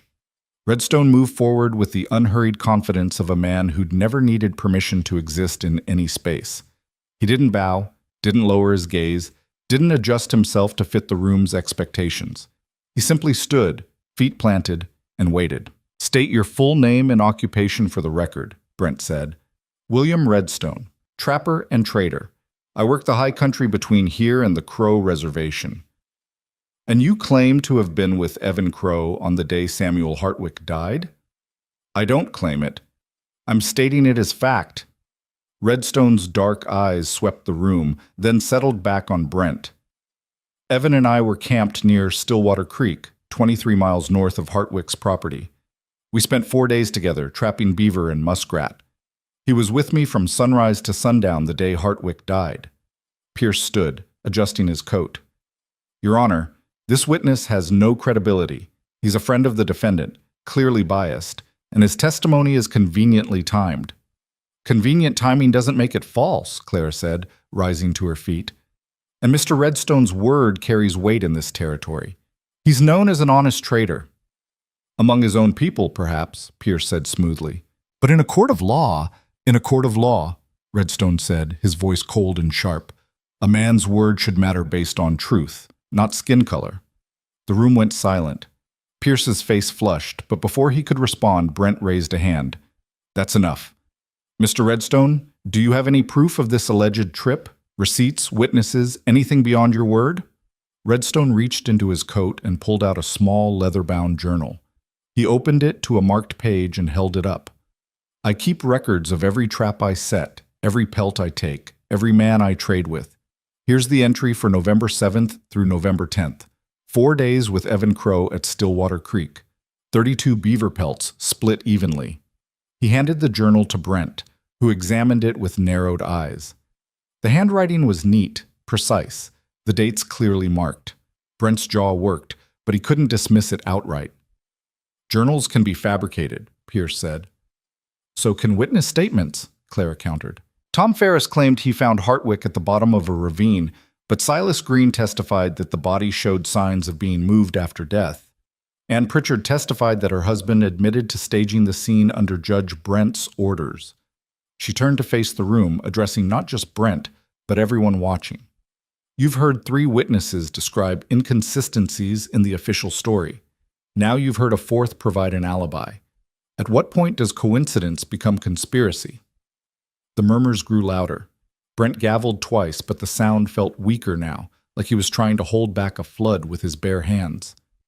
Miss Boone, Brent said, his voice tight, you are dangerously close to accusing this court of misconduct. I'm not accusing the court, Clara said. I'm accusing you. The room exploded. People shouted, some in outrage, others in agreement. Pierce tried to object, but his voice was drowned out. Tom Ferris stood near the back, hand on his gun, eyes locked on Evan. Brent slammed the gavel again and again, the sound like gunfire. Order, Brent roared. I will have order in this courtroom. Slowly the noise subsided. Claire remained standing, heart hammering, refusing to sit back down. Beside her, Evan was perfectly still, but she could feel the tension radiating off him like heat. Brent leaned forward, his face a mask of controlled fury. Miss Boone, you have made serious allegations without providing concrete proof. Witness testimony is unreliable, particularly when those witnesses have clear motives to lie. Mr. Merrill resents this court for past rulings. Mrs. Pritchard is attempting to protect her husband from scrutiny. Mr. Green is covering for his own professional negligence. And Mr. Redstone, Brent's lip curled, is a friend defending a friend. Then let's talk about proof, Clara said. She reached into the folder and pulled out the final document, the one she'd been holding back, the one she'd hoped she wouldn't need. This is a bank record from the Coldwater Savings and Loan showing a deposit of $5,000 into Judge Callum Brent's personal account on November 12th, 5 days after Samuel Hartwick's death. The room went deathly silent. Brent's face went pale, then red. Where did you get that? It's a public record, Clara said, though her hands were shaking so badly she could barely hold the paper. Available to anyone who asks the right questions. That deposit was a personal loan, Brent said quickly, completely unrelated to this case. A loan from whom? Brent's mouth opened, then closed. He recovered quickly, straightening in his chair. That is none of your concern. It's the court's concern, Clara pressed, because the amount matches almost exactly the value of Samuel Hartwick's land holdings if sold at auction, which is what happened 3 weeks after his death. The land was auctioned, purchased by a holding company based in Helena, and you received a commission as executor of the estate. That's slander, Pierce said, standing. Your Honor, this is nothing but wild speculation. It's documented fact, Clara said. She turned to the crowd. Samuel Hartwick was killed because he was in the way. His land was worth more than his life, and certain people stood to gain from his death. Evan Crow was the perfect scapegoat, a man with no family, no friends in town, no one to defend him. But they didn't count on someone speaking up. They didn't count on the truth mattering. Brent stood, slamming his hands on the bench. This hearing is over. I will not sit here and be accused of crimes by a shopkeeper's daughter who has no legal training and no understanding of how justice works. Then maybe justice doesn't work, Clara said. Her voice was loud now, ringing through the courtroom. Maybe what you call justice is just power dressed up in robes and laws. But power can be challenged, and today, I'm challenging it. The room erupted again, but this time Brent couldn't silence it. People were shouting, some at Clara, some at Brent, some at each other. The carefully controlled facade of the hearing had shattered, and now the truth was spilling out like water through a cracked dam. Tom Ferris moved toward the front, hand still on his gun. Enough of this. Crow needs to come with me. Now. Evan stood slowly, his eyes locked on Tom. You really want to do this here, in front of everyone? You're under arrest, Tom said. Violation of indenture terms. Inciting disorder. He hasn't done anything, Clara said, stepping between them. I'm the one who brought the evidence. I'm the one who called the witnesses. Then you're both under arrest, Tom said. On what charge? Clara demanded. Contempt of court. Defamation. Take your pick. You can't arrest someone for telling the truth, Jacob Merrill said, standing from his seat. His voice shook, but he didn't sit back down. I heard what she said. I saw the bank records. If there's a crime here, it's not Miss Boone who committed it. Jacob, sit down, Brent said, his voice dangerous. No. Jacob's hands clenched into fists. I've sat down long enough. We all have. And look where it's gotten us. A town run by lies and fear, where good people die and no one asks questions because we're all too afraid of what happens if we do. Ann Pritchard stood next. He's right. I'm afraid. I've been afraid for years. But I'm more afraid of what happens if we stay silent. Then Silas Green. I've buried too many people whose deaths didn't make sense. I won't bury another. One by one, people in the courtroom began to stand. Not everyone. Some stayed seated, faces hard and closed. But enough. Enough that the balance shifted, that the room no longer belonged entirely to Brent. Tom's hand tightened on his gun, but he didn't draw. He looked to Brent, waiting for orders. Brent stared at the room, at the faces watching him, and for the first time, Clara saw something in his expression that looked like fear. This hearing is adjourned, Brent said. His voice was clipped, controlled, but the fury underneath was barely contained. I will render my decision within 48 hours. Until then, Mr. Crow remains under Miss Boone's custody, and both are confined to her property. Any violation will result in immediate arrest. He stood and left the bench without another word, robes sweeping behind him.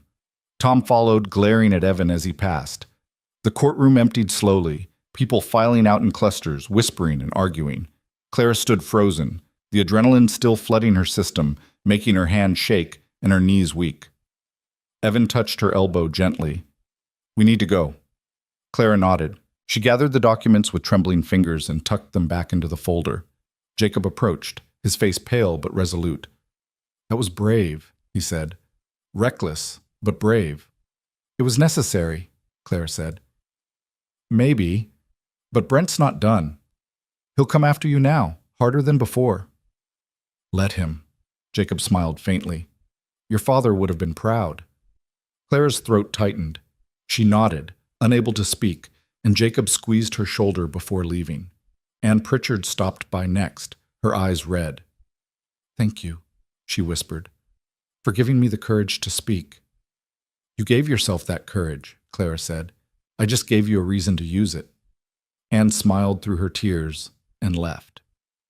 Redstone was the last to approach. He looked at Evan, then at Clara, and nodded once. You did well. Will you stay? Evan asked. In case Brent tries something? I'll be close, Redstone said. But you need to be ready. Men like him don't lose gracefully. I know, Evan said. Redstone clasped Evan's shoulder, a gesture of solidarity and farewell, then walked out. Clara and Evan were alone in the empty courtroom. We should go, Clara said quietly. Evan nodded, but neither of them moved. "Do you think it worked?" Claire asked. "Do you think we changed anything?" Evan looked at the empty bench, the rows of vacant seats, the space where so many people had stood and spoken. "I think we made them see. Whether they choose to act on what they saw, that's up to them." Clara exhaled slowly. "Then let's hope they choose right." They walked back to the store in silence, the town around them humming with tension. Clara could feel eyes on them, could hear fragments of conversations breaking off as they passed. Some people nodded, others turned away. The town had split down the middle, and everyone was choosing sides. When they reached the store, Clara locked the door behind them and leaned against it, exhausted. "What happens now?" she asked. "We wait," Evan said, "and we prepare for whatever comes next." Clara pushed off the door and moved into the storeroom. The space felt smaller now, cramped and stifling. She opened a window, letting in the cold air, and stood there breathing deeply. Evan joined her, standing close enough that she could feel his warmth. "You didn't have to do that," he said. "Accuse Brent in front of everyone. You could have presented the evidence quietly, let the record speak for itself. Would it have mattered? Maybe not, but it was safer." "I don't want safe," Clara said. "I want the truth to win." Evan studied her, and something in his expression softened. "You're not the same person who stood on that platform 3 weeks ago." "No," Clara agreed. "I'm not." They stood in silence, the wind moving through the alley, carrying with it the smell of cold earth and distant pine. Clara thought about her father, about the letters she'd written, about the woman she'd been before Evan Crow knelt on a scaffold with a rope around his neck. That woman had been invisible. This woman was not. "What will you do?" Clara asked. "If Brent rules in our favor, if the contract stands." Evan was quiet for a long moment. "I don't know. I never thought I'd live long enough to make plans." "You're alive now. Because of you." Clara looked at him, and he looked back, and something unspoken passed between them, an understanding, fragile and new, that neither of them could name. "Whatever happens," Clara said, "we face it together." Evan nodded. Together.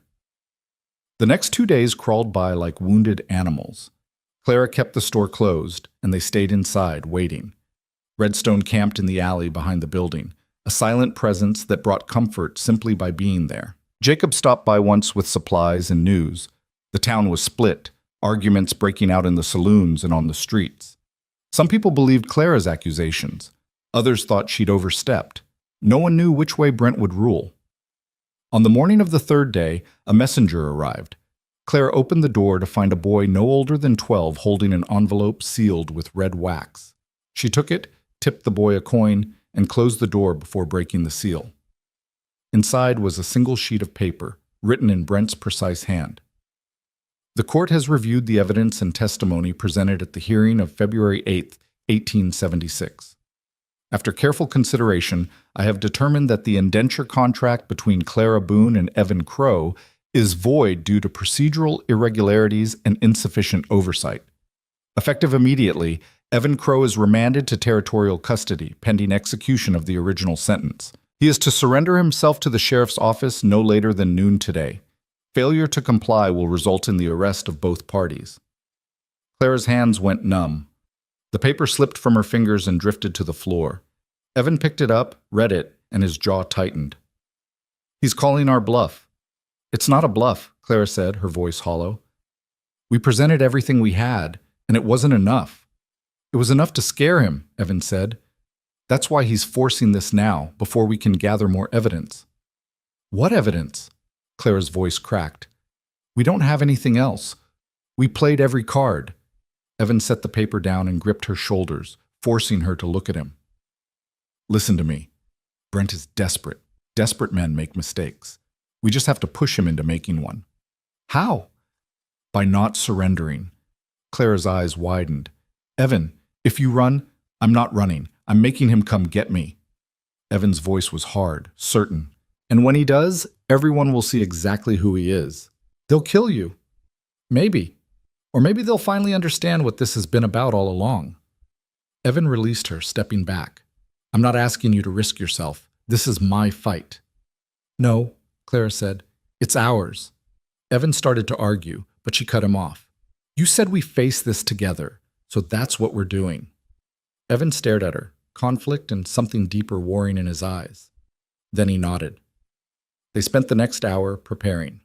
Clara wrote letters to Jacob, to the territorial governor, to anyone who might listen, detailing everything that had happened, everything they'd uncovered. She sealed them and gave them to Redstone, who promised to deliver them if things went wrong.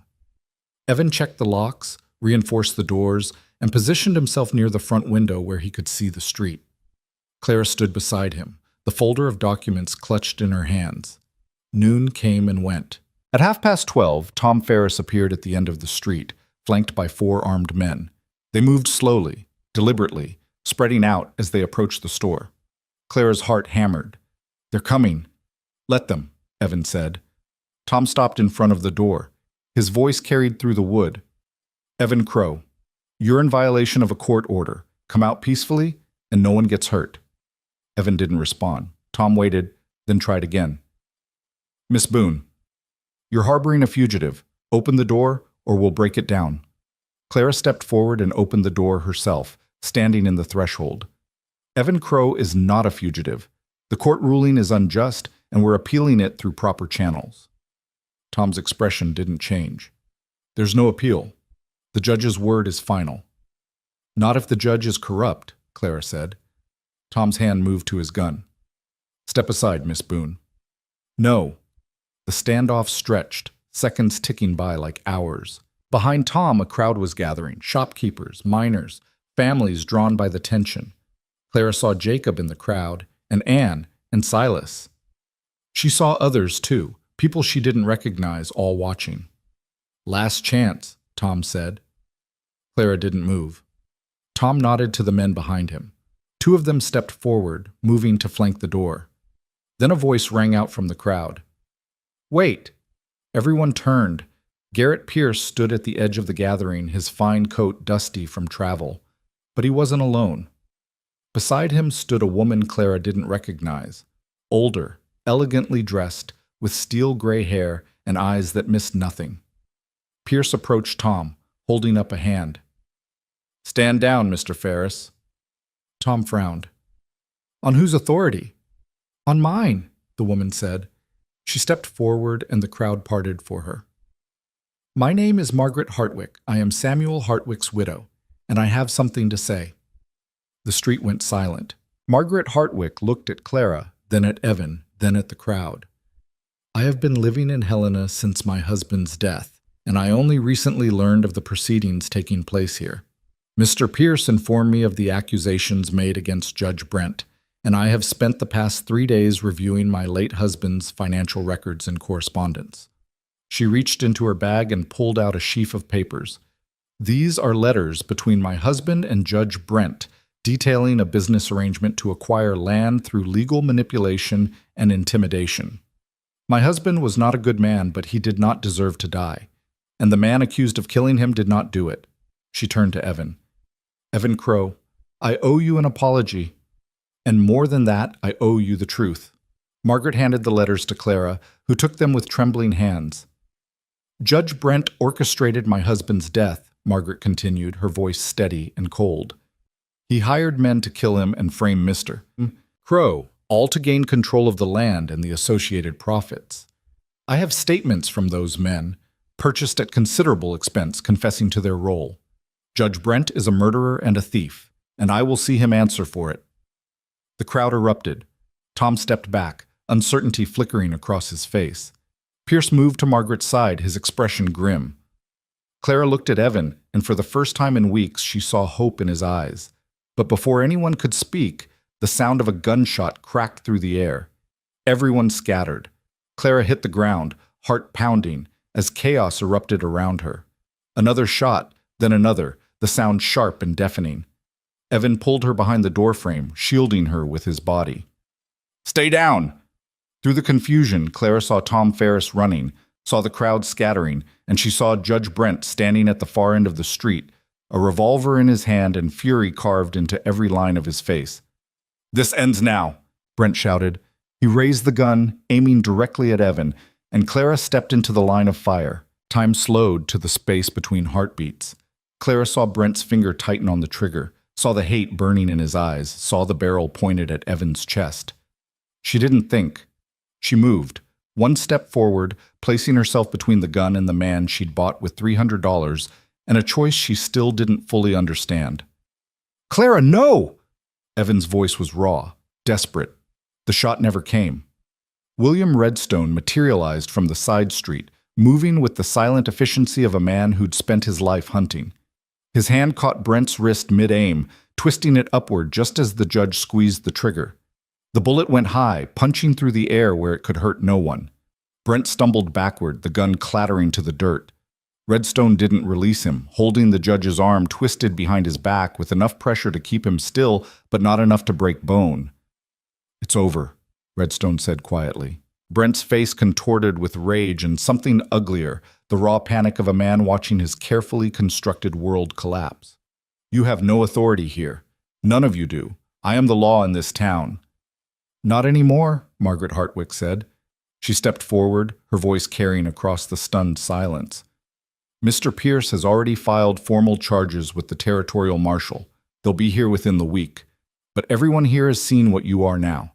Everyone knows." The crowd pressed closer, a wall of witnesses. Tom Ferris stood frozen, his hand still on his gun but his face pale with the realization that he'd been following a murderer's orders. The other deputies looked at each other, uncertain, the foundation of their authority crumbling beneath them. Brent's eyes swept the crowd, searching for allies, for anyone who would step forward and validate his power. He found only faces turned away, eyes that refused to meet his, the cold rejection of a community that had finally seen the truth. "You think this changes anything?" Brent spat, struggling against Redstone's grip. "You think you've won? This town needs order. It needs someone willing to make hard decisions. Without me, you'll tear yourselves apart." "Maybe," Clara said, stepping down from the threshold. Her legs felt unsteady, but her voice was clear. "But we'd rather tear ourselves apart trying to build something honest than live comfortably under a lie." She looked at the crowd, at Jacob with ink still on his fingers, at Ann Pritchard clutching her shawl, at Silas Green standing straight for the first time in years. She saw shopkeepers and miners, wives and children, people who'd stayed silent out of fear and were now learning what it felt like to speak. "This town doesn't need one man deciding who lives and who dies," Clara continued. "It needs all of us deciding together, making mistakes, fixing them, holding each other accountable. That's harder than following orders. But it's the only way forward that doesn't end with more bodies in the ground and more lies on the courthouse steps." The silence that followed wasn't empty. It was full, weighted with consideration, with the slow turning of minds that had been locked in one direction for too long. Jacob was the first to nod. Then Anne. Then others, one by one, a ripple spreading through the crowd. Tom Ferris finally moved, walking slowly toward Redstone and Brent. He pulled a pair of iron manacles from his belt, the same ones that had held Evan, and held them out. "I'll take him," Tom said. His voice was quiet, almost ashamed. "Lock him up until the marshal arrives." Redstone released Brent into Tom's custody. The judge didn't fight as the manacles clicked shut around his wrists. He just stared at Clara with cold, bitter hatred. "You've destroyed this town," Brent said. "No," Clara replied. "I've given it a chance to build itself back." Tom led Brent away and the crowd parted silently. As they passed, Claire saw something shift in the faces watching. Not triumph, but something more complicated. Relief mixed with uncertainty. Freedom carrying the weight of responsibility. Margaret Hartwick approached Clara, extending her hand. "Miss Boone, I'm sorry for the role my husband played in this, and I'm sorry it took me so long to see what was happening." Clara took her hand. "You're here now. That's what matters." Margaret's grip was firm, her eyes searching Clara's face. "What will you do, now that this is over?" Clara glanced back at Evan, who stood in the doorway watching everything with quiet intensity. "I don't know yet, but I'll figure it out." Margaret smiled faintly. "I believe you will." She turned to Evan. "Mr. Crow, I'm authorizing the immediate dissolution of your indenture contract. You're a free man, with all debts to the Hartwick estate considered settled. Additionally, I'm formally transferring ownership of your original land claim back to you, along with a written apology for the harm done. Evan's expression didn't change, but Clara saw his shoulders drop slightly, tension he'd carried for months finally releasing. "Thank you, ma'am. It's the least I can do." Margaret nodded to both of them and walked back to where Pierce waited, already preparing documents. The crowd began to disperse slowly, people drifting back to their shops and homes, conversations starting in low murmurs that would build into arguments and debates, and eventually, perhaps, into something like consensus. The street emptied until only Clara and Evan remained, standing in the space where violence had almost happened but hadn't. Evan looked at Clara, and for a long moment neither spoke. "You stepped in front of a gun," he said finally. "I did." "Why?" Clara considered the question. She thought about her father's store, about all those letters she'd written to a dead man, about the moment she'd stood in a crowd and spoken when no one expected her to. She thought about what it meant to be invisible and what it cost to be seen. "Because you matter," she said simply, "and because someone had to prove that truth is worth defending, even when it's dangerous." Evan's throat worked. "You could have died." "So could you. That's why I did it." He stepped closer, and the space between them felt charged with all the words they hadn't said, all the fear and hope and strange partnership that had grown in the shadow of a noose. "I don't know how to thank you." "You don't have to. We're even." Clara managed a small smile. "You gave me a reason to fight. I gave you time to prove your innocence. That's a fair trade." "Doesn't feel even to me." "Then we'll keep figuring it out." Redstone emerged from the alley, moving with his characteristic quiet. "Marshals will be here in 5 days, maybe 6.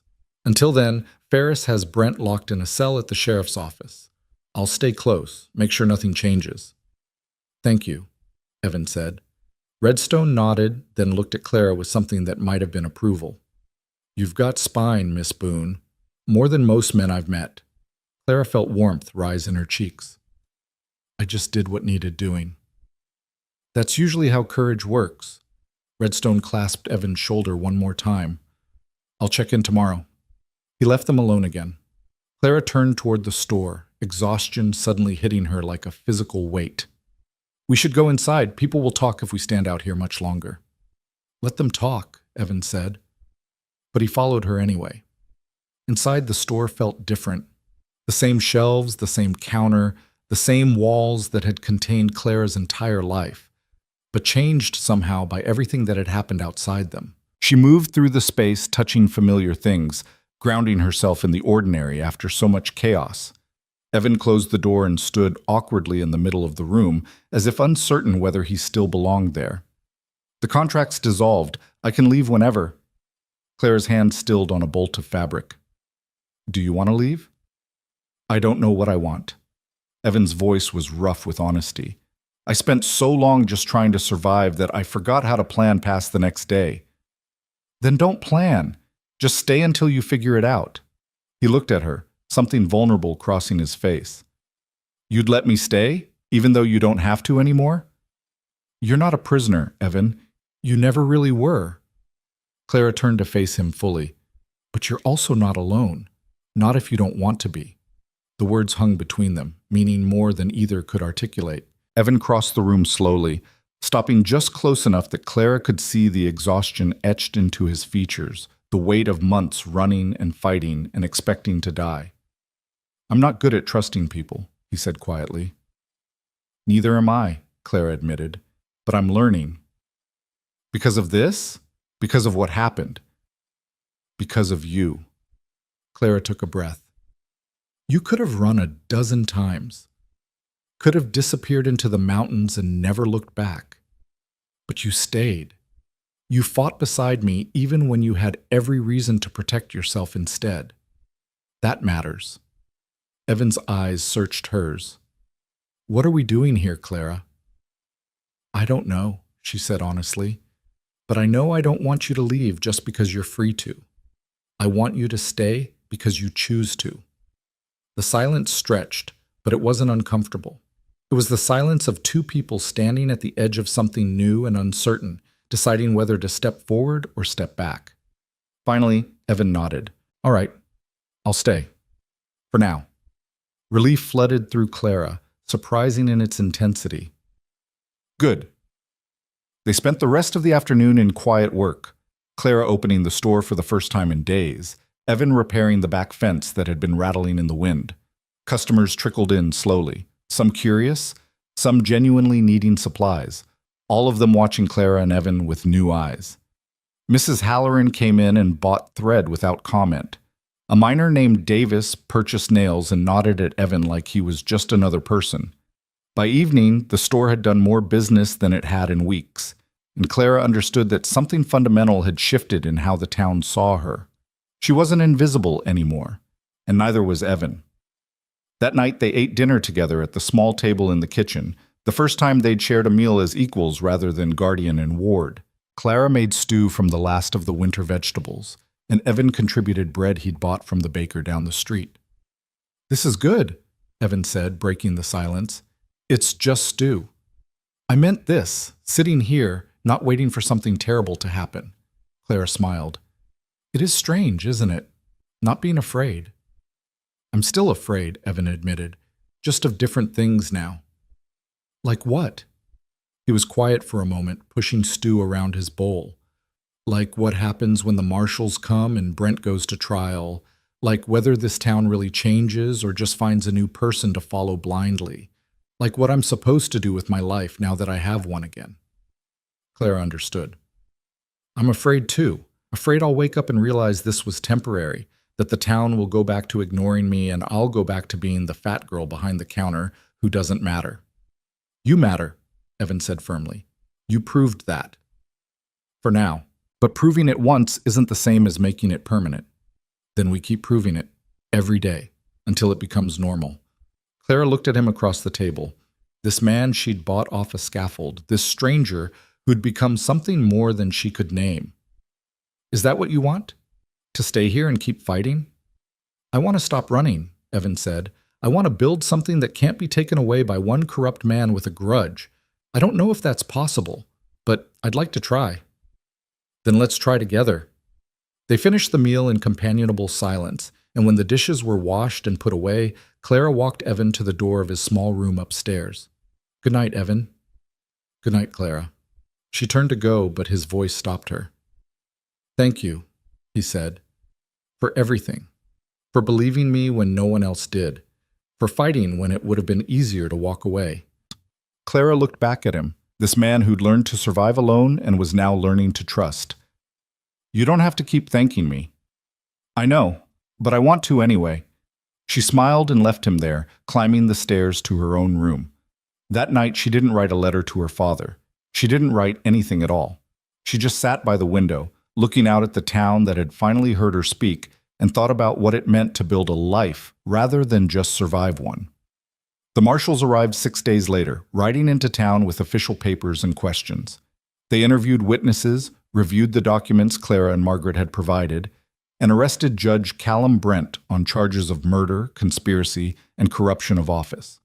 Tom Ferris resigned his position, and 2 new deputies were elected by town vote, a process that took 3 contentious meetings and ended with a miner named Chen and a carpenter named O'Brien taking the badges. Brent's trial was scheduled for the territorial court in Helena, and Margaret Hartwick personally funded the prosecution.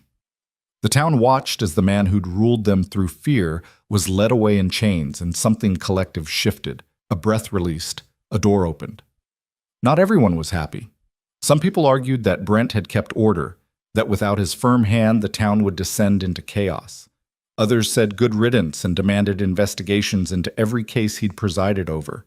Arguments broke out in saloons and meeting halls, fierce and sometimes ugly, but they were honest arguments among equals, not pronouncements from on high. Clara watched it all from her place behind the counter, selling flour and nails and fabric to people who now met her eyes when they spoke. The store's business improved steadily, not to the level of her father's peak years, but enough to keep going. Evan worked alongside her, no longer hiding in the back room. He helped customers, hauled supplies, and gradually became a fixture in the store, the quiet mountain man who'd survived a false accusation and come out the other side with his integrity intact. People were wary at first, but Evan had a way of earning respect through steady work and few words. One evening, about 3 weeks after Brent's arrest, Jacob Merrill stopped by with the latest edition of his newspaper. The headline read, "Former Judge Awaits Trial as Town Rebuilds." Below it was a long article detailing everything that had happened, written in Jacob's careful, truthful prose. "Thought you'd want to see this," Jacob said, handing Clara a copy. She read it standing at the counter, Evan looking over her shoulder. The article told the story fairly. The corruption, the cover-up, Clara's investigation, the hearing that had exposed everything, but it also talked about what came after. The arguments, the elections, the slow, difficult work of rebuilding trust. "It's good," Clara said. "Honest." "That's all I know how to write anymore," Jacob said with a slight smile. "You taught me that. Both of you." After he left, Clara pinned the article to the wall behind the counter where everyone could see it. A reminder of what had happened, yes, but also of what was possible when people chose truth over comfort. Spring came slowly to Montana territory, the snow melting in patches and revealing the brown earth beneath.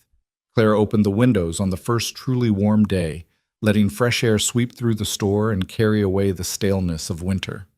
Evan was outside repairing the sign, her father's old sign that had weathered so many seasons. Clara watched him work through the window, his movements efficient and sure. He'd grown comfortable here, she realized, not trapped, but settled. The haunted look had left his eyes, replaced by something quieter and more grounded. "You're staring," Ann Pritchard said from behind her. Clara turned, startled. Ann stood at the counter with a basket of eggs, her expression knowing and kind. "I wasn't—" "You were." "It's all right." Ann set the eggs down. "He's a good man. You did right by him." "I didn't do anything special. I just—" "You stepped between him and a bullet," Ann interrupted gently. "That's about as special as it gets, Clara." Clara felt her face heat. That was instinct. "I didn't think." "The best things usually are." Ann leaned against the counter, lowering her voice. "My husband left town. Took a job in Oregon. Said he couldn't stay somewhere people knew what he'd done. I didn't go with him." "I'm sorry," Clara said. "Don't be. I'm not." Ann's expression was complicated but not unhappy. "I spent years being afraid of him, afraid of what would happen if I spoke up. Now I'm learning who I am without that fear. It's hard, but it's mine." Clara understood perfectly. "What will you do?" "Stay here. Work. Maybe open a dress shop. I've always been good with a needle." Ann smiled. "What about you? What happens next?"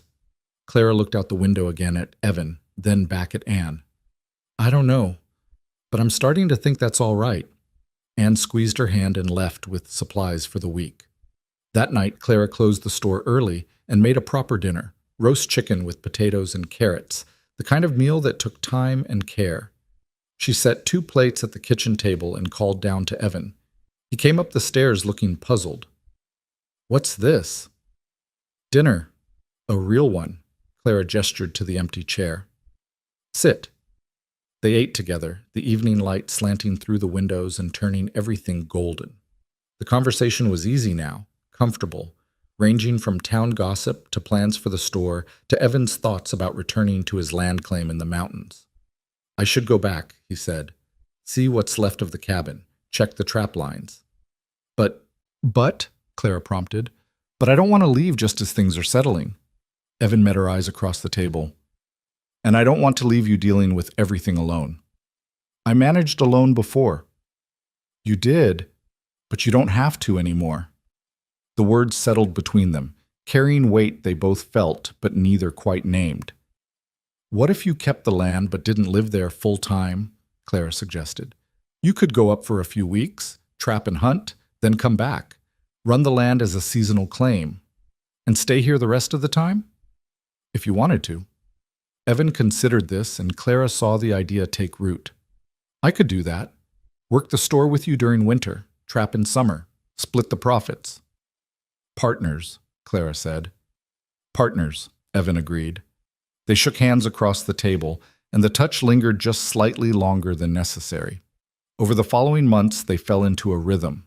Evan spent May and June in the mountains, returning with pelts that Clara sold through trading connections her father had established. July and August, he helped with the store and made improvements to the building, fixing the roof, replacing warped boards, building new shelving. By September, when the aspen turned gold and the nights grew cold, he was as much a fixture of the Boone Mercantile as Clara herself. People stopped asking questions about their arrangement. It was simply accepted that Clara Boone and Evan Crow ran the store together, lived under the same roof with the respectability of separate rooms and the bond of shared purpose. Some folks whispered, of course. There would always be whispers. But most of the town had learned to focus on what mattered, and what mattered was that the store thrived. Clara expanded the inventory, adding tools and supplies that miners and homesteaders needed. Evan built relationships with trappers and traders, bringing in goods that no other store in town could offer. Together, they created something neither could have managed alone. On the anniversary of the day Clara had bought Evan's life, they stood together on the front steps of the store at sunrise. The town was quiet, the mountains beyond sharp against the pale sky. 1 year, Clara said softly. Feels longer, Evan replied. And shorter. Both. Clara looked at him. Do you regret it? Staying? Evan was quiet for a moment, his eyes on the distant peaks. I regret a lot of things. Things I can't change. But staying here, working with you, that's not one of them. Good. Because I don't regret it either. They stood in comfortable silence as the sun rose higher, painting the world in shades of amber and rose. The town began to wake, smoke rising from chimneys, doors opening, the first sounds of life stirring. Clara, Evan said, and something in his tone made her turn. He was looking at her now, not the mountains, and his expression was open in a way it rarely was. I know we agreed to be partners in business, but He paused, searching for words. I want you to know that you're more than that to me. You've become important in ways I didn't expect. Clara's heart stuttered. Evan, I'm not asking for anything, he continued quickly. I know the arrangement we have works. I'm not trying to complicate it. I just wanted you to know that you matter to me. Clara stepped closer, looking up into his face, weathered and honest, marked by hardship but not hardened by it. You matter to me too, more than I knew how to say. Then maybe we don't have to say it, Evan suggested. Maybe we just keep going, see where it leads. I'd like that. They stood close enough to touch, but didn't, the space between them charged with possibility and patience. There was no rush. They had time now, time to build, time to grow, time to let whatever was growing between them unfold naturally. The morning sun warmed Clara's face, and for the first time in longer than she could remember, the future felt like something to move toward rather than something to survive. Should we open the store? Evan asked. Clara smiled. In a minute. Let's just stand here a bit longer. So they did, side by side on the steps of the Boone Mercantile, watching their town wake up around them. Two people who'd faced death and chosen life, who'd been invisible and chose to be seen, who'd learned that survival wasn't enough when you could have purpose instead. The years that followed weren't easy. There were hard winters and lean seasons, disagreements with suppliers and conflicts with customers. Judge Brent was convicted in Helena and sentenced to 15 years in territorial prison, but his supporters didn't disappear overnight. The work of building a better town was slow, frustrating, sometimes heartbreaking. But Claire and Evan did the work anyway. They expanded the store, eventually buying the building next door and knocking through the wall to create more space. They hired help. First a young man named Thomas who'd lost his mining job, then a widow named Sarah who needed steady work. The Boone Mercantile became known throughout the territory for fair prices and honest dealing, a reputation Clara guarded fiercely. Evan built a small cabin on his mountain land but spent most of his time in town. He and Clara never married. She valued her independence too much, and he understood that some bonds didn't need legal papers to be real. But they built a life together that was theirs alone, shaped by mutual respect and hard-won trust. On quiet evenings, they sat together in the kitchen above the store, going over accounts or simply talking. Sometimes they spoke about the day on the scaffold, about the choice Clara had made and the life it had given them both. But mostly they talked about ordinary things, inventory and weather, town gossip and future plans, because that was the gift they'd fought for, the ordinary. The right to live without fear, to build without someone tearing it down, to exist as themselves without apology. 10 years after Clara bought Evan's life for $300, she stood in that same kitchen writing in a journal she'd started keeping. Not letters to her dead father anymore, but a record of the life she was living. She wrote about the new shipment of tools that had arrived, about the argument she'd had with a difficult customer, about the way Evan had fixed the loose floorboard in the storeroom without being asked.